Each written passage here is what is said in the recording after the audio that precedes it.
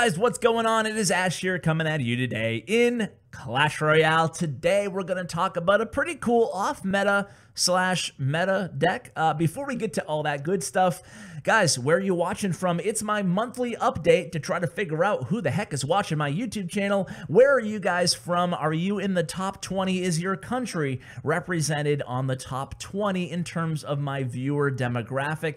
If it's not, where are you watching from? And for Pete's sake, tell your friends about the channel, guys. Get on that top 20 list. But I do find it interesting what a huge international audience that this channel garners. So I just want to welcome you to the channel, no matter where you're watching from in the world. So on to the subject of today's video. We're going to be talking about this graveyard deck, this giant skeleton graveyard deck. So before we do, a quick disclaimer, or just to chat with you guys a little bit about something that's been on my mind.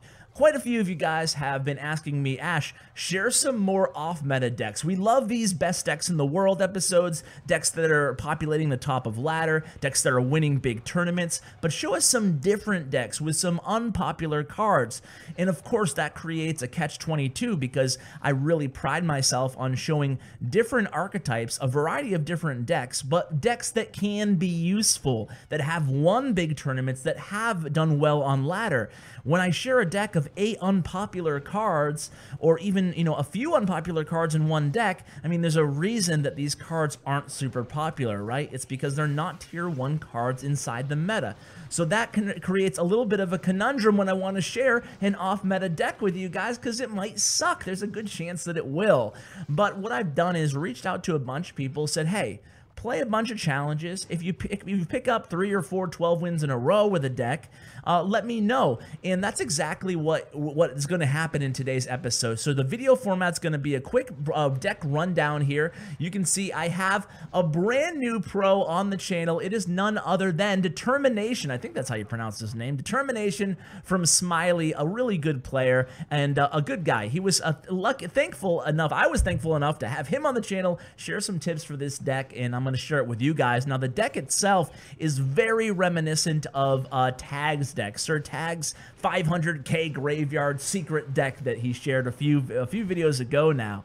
And the only substitutions are really minions in this deck, and there's also a giant skeleton, of course, in this deck. So what I did was, I'm going to highlight a deck here with Giant Skeleton, and he serves a really useful purpose in this deck, but otherwise it's still a tier 1 deck. So it's off meta, but it's still meta. It's still a graveyard deck, but if you want to give something fun and new and interesting a try, don't want to play the same old deck over and over again, try out Giant Skeleton. So that's the deck we're going to be looking at. I am going to get into a live match and go for my last final win in my epic challenge with the same deck, only using Musketeer. That's going to be the ideal substitution for Electro Wiz. If you don't have him, sub in the Musketeer. I've actually done well with her. I'm 7-2 right now, so we'll see if I can pick up that 8th win. Same deck, only Musketeer. So that's going to be your first substitution. If you don't have the log, I feel bad for you, first of all, because log is so great, but you can sub in Zap here. It will help you out with the graveyard. If they drop like a Skarmy or something against your graveyard, it will also help out against Goblin Gang, which are 2 popular graveyard counters. So you'll want to sub in. You can also use arrows. That will help you against minions as well, and a little bit more, a little bit more of a punch to it, obviously. But getting into the next replay here, I really want to talk about the deck and how it works here. It's not a super aggressive deck. It's a rather expensive deck. So you want to set the table with a furnace. Make sure you have that defensive structure down as soon as possible. Your mind should essentially be in the beginning of the match. Figure out what deck your opponent is playing, how you're best going to beat it. But your main offensive push is very, very strong. It's a lethal push, and that's going to be your Giant Skeleton plus whatever you have to combo with him in Graveyard Poison. Essentially, Giant Skeleton, Graveyard Poison. Now, how Determination says he usually plays this deck is very slowly, again, using the Giant Skeleton primarily on defense at first. So Elite Barbs, for example, anything like that, a mini P.E.K.K.A., no matter what it is, really, even an Executioner, you're going to see examples of just using that Giant Skeleton as a defensive distraction troop, and obviously he puts out a decent amount of DPS, nothing crazy, but he can distract long enough and he has enough HP to, with him, along with your tower, he's actually a decent defending unit. And then what you're going to do is, as long as he has about a quarter to a third health, then you're going to go ahead and mount an offensive counter push using Graveyard Poison. It's really difficult to stop. Normally what's going to happen is your opponent's going to put something on your giant skeleton immediately because they don't want him to get in proximity to the tower. Hopefully that's going to allow your graveyard to do some work in the meantime, and of course your giant skeleton's big bomb that he drops, if he does reach the tower, well, that's a huge win for you. If he doesn't reach the tower, that's going to stop your opponent's counter push coming at you, which is always a big problem when you're a graveyard player. Now, if the giant skeleton dies earlier, well, it's still going to kill the surrounding troops when they make their way either to your side of the arena or to defend against your graveyard. So that's going to be your main offensive push. Of course, you have Electro Wiz. It's going to be a huge defensive weapon for you. Archers in E-Wiz or Archers in Musketeer, if you don't have E-Wiz, are really going to be your main defensive weapons other than the giant skeleton as a distracting unit. And of course, you have the Furnace as well. Offense, you're going to use those minions to distract as a predictive play, the very first push that you mount.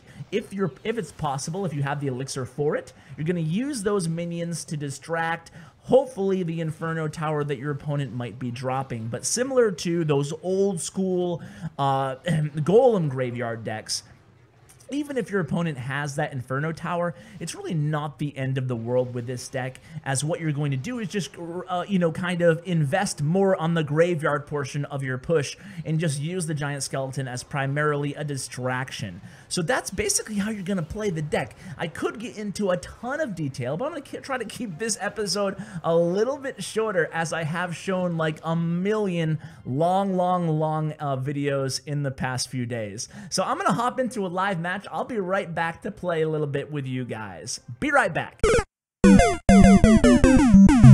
Alright guys, and as promised, we are back right now. We're going to go ahead and hop into our live match. Hopefully we get our 9th win here in this epic challenge. We are using the same deck we spotlit earlier, but this time we did sub in the Musketeer, as I mentioned that I would do.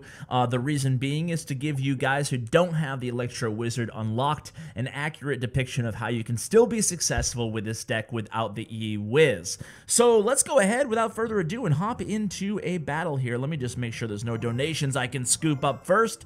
Okay, we are ready to go. So epic challenge, you saw the deck, here it is, basically the same deck only with Musketeer added, and we're gonna go ahead and try to pick up win number 9. Now I used this deck throughout the entire challenge run here, so 8-2 with it, not too bad, but of course these special event challenges do tend to be a bit easier than grand challenges because you have a wider population of players, a wider pool of players playing the challenge. So we're gonna start off with a Furnace down there. I'm not sure if I already gave him a thumbs up, right? I forget sometimes.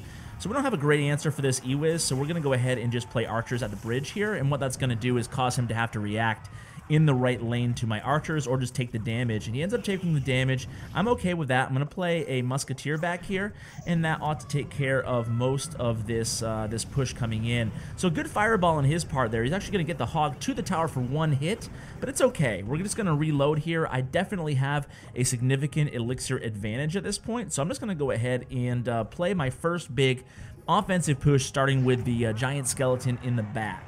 So I know he has a lot of chip damage, a lot of spell bait cards, so I'm going to go ahead and opt to... Okay, that makes things a little bit interesting here. Okay, I'm not going to... I was going to say I'm going to put the Furnace down. Instead, I'm going to sacrifice here this... excuse me, the giant skeleton. I'm going to sacrifice him. Hopefully he can get close to that tower. He does not get in range, but very close to, and I actually catch up and actually pull ahead as far as the elixir game, excuse me, the damage game goes to our towers. So that was all right. We'll take that, and I think I still do have a slight elixir advantage on him. So we're going to go ahead and play a Furnace here. We're going to save our log. It looks like a little bit of a juke log there. We missed one of those goblins, unfortunately. That's actually going to cost us like 100 damage. So that was unfortunate. I did see it was a little bit of a trick goblin barrel, but I didn't expect it to be off to the right as well. It's okay, though. We're going to go ahead and reload again for another big giant skeleton push. So here it goes. Giant skeleton in the back right now.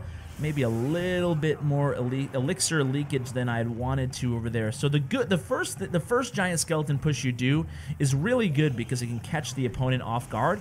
We're gonna go ahead and play this. That should stymie that. Now this is a really bad log there because it was so easily predictable there.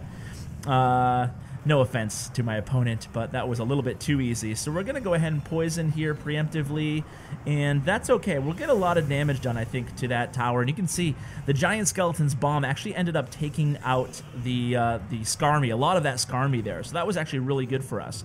Okay, so this is going to be a little bit of an issue here. Archers and minions will stop those goblin barrel, excuse me, from getting a lot of damage done to the tower. We're going to go aggressive here this time. Actually, we're not going to, excuse me. Only 10 seconds left in the match here, so I have to be careful. I know he's going to come with a Hog Rider. He just uses Fireball, so I'm going to be ready for this Hog. I'm going to start backing up the Giant Skeleton with a lot of troops right now. That way it prevents him from playing an aggressive Hog Rider into me. So we're going to get ready here. I think a Skarmy's coming. There it is. And then we're going to drop our Graveyard. That should kill the E-Wiz. And we use the Log. That was a risky play on our part, but we'll be okay. We pull off the victory there. And we'll say, well played, good game, and there it is. So that was actually a lot of fun. Let's see what I get for my epic cards here now that I've completed the epic challenge. So let's see. 9 epic cards. Let's see. Okay, so we got witches. Hey, I'll take it. I think the witch is kind of due for a little tiny buff too. So we'll have to see. Maybe the team agrees, maybe they don't agree, but I think the witch is just under that like tier 2 notch of being a viable kind of support card like the executioner, like the E-Wiz, but just not on the same level necessarily. Now I realized I just included a legendary card and an epic card, but I guess the bowler and the executioner would be better examples in my opinion of cards that you can get in that same epic tier of value that provide a little bit more value for the witch. So yeah, hopefully the witch does get a little buff to kind of put her on their level. So in my I got Royal Giant, I got some Furnace. Look at that Furnace, very close to max for yours truly in Bomber. So that was kind of a meh chest if you ask me.